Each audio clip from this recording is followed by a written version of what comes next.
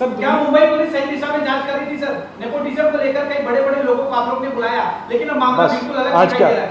The press conference is over. Sir मामला बिल्कुल अलग। सर लास्ट सवाल सर रिया के बयान से क्या कुछ निकल के आया sir? Please switch off the cameras now. चलो प्लीज चलो ही ना। I don't like this kind of behavior in my press conference. I am extremely upset with this. एक सवाल Let it be a. It is not a fish market. It is. It was agreed. It was agreed. Only two persons will ask questions. Yes, sir. It was agreed. One question that we are upset that Please switch off the cameras.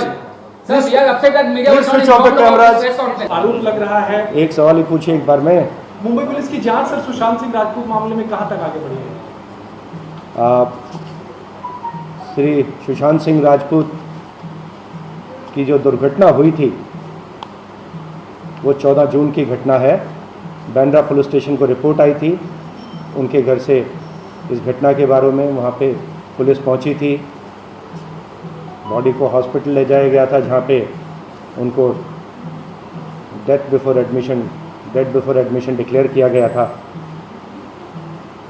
उसी दिन से investigation ऐसे cases में जो होता है कि CRPC 174 के हिसाब से ADR नंबर देकर एक अननेचुरल डेथ का केस इन्वेस्टिगेट किया जा रहा है, उसी में इन्वेस्टिगेशन चल रहा है।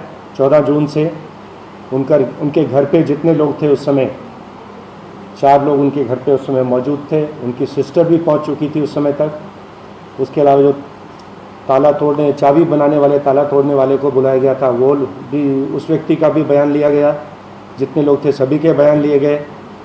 आज तक 56 लोगों के स्टेटमेंट्स रिकॉर्ड किए जा चुके हैं। जितने भी इसमें एंगल लोगों ने रिपोर्ट किए हमारे सामने आए, हर एंगल को इसमें इन्वेस्टिगेट किया गया है। चाहे वो प्रोफेशनल राइवलरी का एंगल था, फाइनेंशियल ट्रांजैक्शंस का एंगल था, हेल्थ रिलेटेड एंगल था, सभी एंगल से इन्वेस्टिगेशन बांद्रा पुलिस स्टेशन कर रहा है। हमारे DCP उसे पर्सनली सुपरवाइज कर रहे हैं और ये अभी भी ऑनगोइंग इन्वेस्टिगेशन है। आगे का इन्वेस्टिगेशन इसमें चल रहा है। मैं अब सर अभी तक क्या निकल के आया? जो 56 लोगों के बयान दर्ज हुए उसमें से क्या निकल के आ रहा है? जांच की दिशा क्या तय हो रही है? किस वजह से सुसाइड किया? डिप्रेशन किस वजह से था उनको? उनको डिप्रेशन तो एक क्लिनिकल डायग्नोसिस है, एक इलनेस है। किस कारण से इलनेस होता है ये तो डॉक्टर्स ही बता सकते हैं, उसके बारे में तो हम कुछ बोलेंगे नहीं। बट ये अवश्य सामने आया है कि उनको बाइपोलर डिसऑर्डर था शायद, इस प्रकार का। 4 जो उनके साइकेट्रिस्ट इलाज कर रहे थे उनसे उसका वो इलाज ले रहे थे, उसके बारे में निरंतर दवाइयाँ लेते थे, ये हमारे सामने आया है। और क्या सर्कमस्टांसेस थे जिसकी वजह से उन्होंने अपनी जान ली उस समय, वही हमारा सब्जेक्ट ऑफ इन्वेस्टिगेशन है। और ऐसा इन्वेस्टिगेशन जो एक 174 का इन्वेस्टिगेशन होता है उसके 2 निष्कर्ष निकल सकते हैं। या तो इन्वेस्टिगेशन के बाद ये निष्कर्ष निकल सकता है कि इसमें कुछ क्रिमिनलिटी नहीं है, ऐसे में उसे ADR फाइनल के लिए मजिस्ट्रेट कोर्ट भेजा जाता है, मजिस्ट्रेट उसको एग्जामिन करके क्लोजर करता है। या इन्वेस्टिगेशन के दौरान ये सामने आता है कोई क्रिमिनलिटी है तो उसको एक कभी किसी भी समय उसमें IPC के हिसाब से गुना दाखिल करके आगे का इन्वेस्टिगेशन लेकिन उसके फादर का ये आरोप है कि हमें मुंबई पुलिस की जांच पे भरोसा नहीं है और उनके फादर ने जो स्टेटमेंट दिया है रिया चक्रवर्ती के बारे में, वो स्टेटमेंट मुंबई पुलिस को नहीं दिया था। श्री सुशांत सिंह राजपूत के पिता श्री, उनका नाम क्या था, कृष्ण कुमार सिंह, और उनकी 3 बहनों का मीतू सिंह, नीतू सिंह एंड करिश्मा, एंड उनके ब्रदर इन लॉ का स्टेटमेंट 16 तारीख को रिकॉर्ड किया गया था। हमारे पास स्टेटमेंट्स भी हैं और उस स्टेटमेंट में उन्होंने कोई शक व्यक्त नहीं किया था। ये सभी स्टेटमेंट्स उनके जो ब्रदर इन लॉ पुलिस में हैं श्री OP सिंह, उनकी प्रेजेंस में रिकॉर्ड किए गए थे।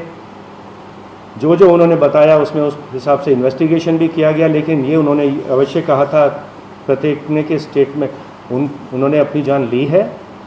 ना तो उन्होंने कोई मर्डर का आरोप किया, ना कोई उन्होंने सस्पिशन बताया और ना किसी व्यक्ति से उनकी शिकायत थी। इस प्रकार के बयान उन्होंने उस समय दिए थे।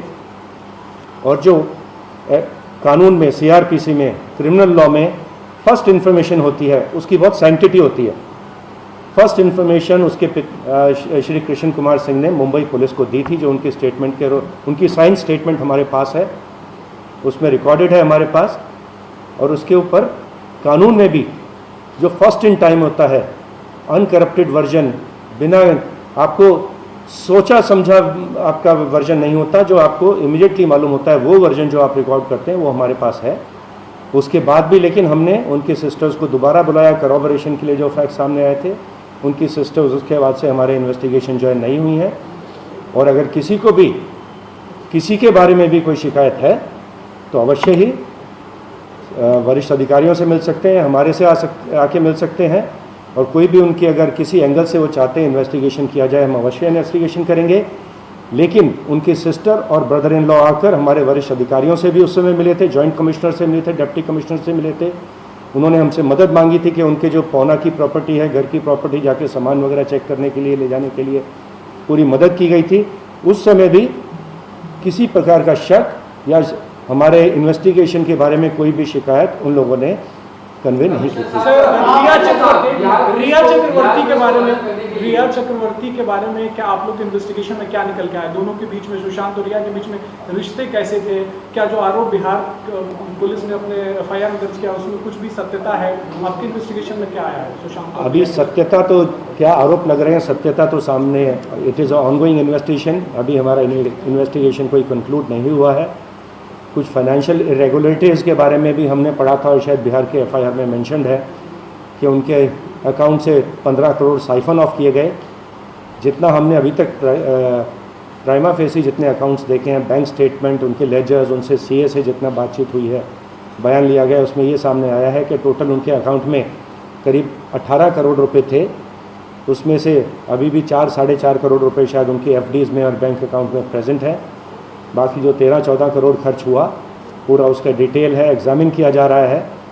लेकिन जितना अभी तक दिखाई दे रहा है उसमें से डायरेक्टली एक भी पैसा शायद रिया चक्रवर्ती के अकाउंट में अभी तक ट्रांसफ़र नहीं हुआ है। बट हम डिटेल में एग्जामिन कर रहे हैं। जो डॉक्टर्स थे जो इलाज कर रहे थे उनका भी हम स्टेटमेंट लिए हैं, उनसे भी संपर्क में हैं। और जो उनके घर से उनका लैपटॉप या फ़ोन भी जब्त किया गया, उसको भी टेक्निकल एविडेंस भी एग्जामिन की जा रही है, वो भी हमारे सामने है।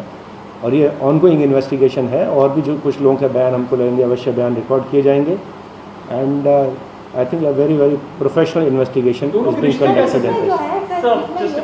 फादर और जिन्होंने कंप्लेंट की थी, उनका स्टेटमेंट आपने लिया। परिवार का पहले आरोप ये था कि वो डिप्रेशन में था। उसके बाद उन्होंने बिहार पुलिस को जाकर पूरी की पूरी कंप्लेंट जो है रिया चक्रवर्ती के सामने।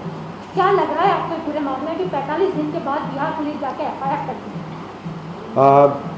किसी भी पुलिस फोर्स को अगर उनके पास कॉग्निजेबल ऑफेंस का कंप्लेंट आती है, गुनाह दाखिल करने का अधिकार है CRPC के हिसाब से, सुप्रीम कोर्ट की भी गाइडलाइंस है उसके हिसाब से।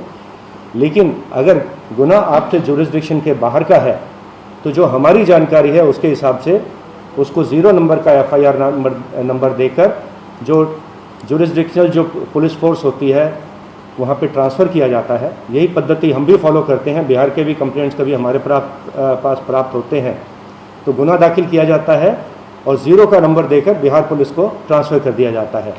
तो हमारी जानकारी के हिसाब से तो यही प्रोसीजर है, CRPC का प्रोसीजर यही है। जो जुरिस्डिक्शनल कोर्ट होती है वो भी CRPC के हिसाब से मुंबई की कोर्ट हो जाती है। तो उन्होंने जो आके हमारे पास हमसे डॉक्यूमेंट्स वगैरह शेयर करने को कहा है, हमने उसके बारे में लीगल ओपिनियन मांगा है। यदि बिहार पुलिस के पास कोई ऐसी कानूनी जानकारी है कि जिसके हिसाब से उनको मुंबई में इन्वेस्टिगेशन करने का अधिकार मिल गया है ऐसी घटना के बारे में जो कि मुंबई की जुरिस्डिक्शन में हुई है, तो हम अवश्य ही चाहेंगे कि वो कानूनी पॉइंट, लीगल पॉइंट हमसे शेयर करें ताकि हम भी उस पर आगे कार्रवाई कर सकें। बिहार पुलिस ने मुंबई आने से पहले आप लोगों से कहा था कि उनकी 4 लोगों की टीम मुंबई आ रही है। ये इसकी जानकारी मुझको नहीं है। सर, रिया चक्रवर्ती से सुशांत के रिश्ते कैसे थे सर? क्या जांच में सामने आया कि दोनों के रिश्ते किस तरह? क्या है आपका रिया और सुशांत से ये पूछना चाहूंगा कि लीगल ओपिनियन जो लेने की बात चल रही थी कि हम बिहार पुलिस को कोऑपरेट करें, लेकिन इसमें लीगल ओपिनियन ले गए। 1 हफ्ता का वक्त बीत चुका है, कब तक जो है लीगल ओपिनियन मिल पाएगी? नंबर 1 और नंबर 2, ये आपको नहीं लगता कि पूरे देश में जो है इस नॉन कोऑपरेशन की वजह से मुंबई पुलिस की छवि धूमिल होगी? और शीशा लेकर हो रहा है सर। नॉन कोऑपरेशन का सवाल ही नहीं उठता। लीगली हम एग्जामिन कर रहे हैं कि जुरिस्डिक्शन उनका बनता है कि नहीं बनता। हम उसके हिसाब से जो भी हमारे पास करेक्ट लीगल, मैंने कहा कि मेरी जानकारी के हिसाब से तो जुरिस्डिक्शन हमारी बनती है।